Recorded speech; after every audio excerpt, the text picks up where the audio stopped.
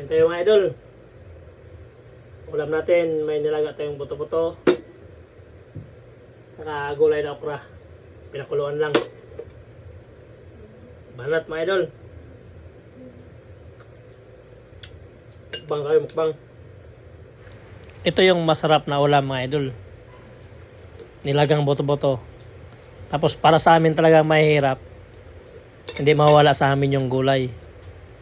Ito kasi yung madalas kinakain namin. Gulay lang.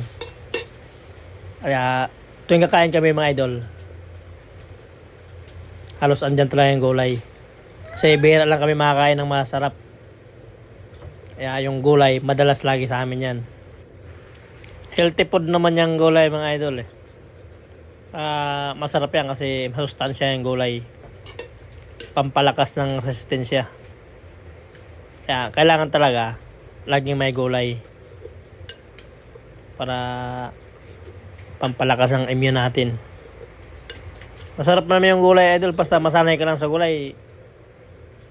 Balik-balikan mo na rin yan kasi sarapan ka na katagalan. Pero sa una talaga, lalo na yung mga hindi kumakain ng gulay, napapaklaan talaga sa lasa. Pero kung masanay na, okay na rin katagalan. Laman. Banat mga idol.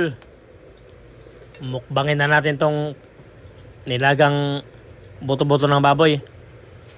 Pati na itong okra. Mukbangin na natin to. Sarap tong gulay mukbangin mga idol. Yung sausawan ko pala mga idol, ano lang yan, mga pinigaan kong kalamansi. Tapos nalagyan kong konting asin. Makain ba kayo ito mga idol, mga gulay lang.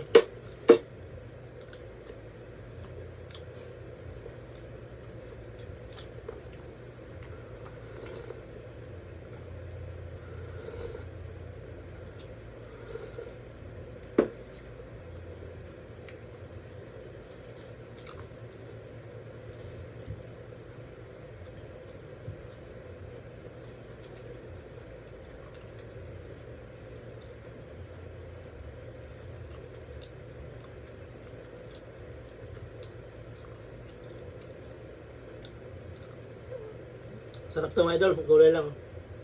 Pinakulang okra.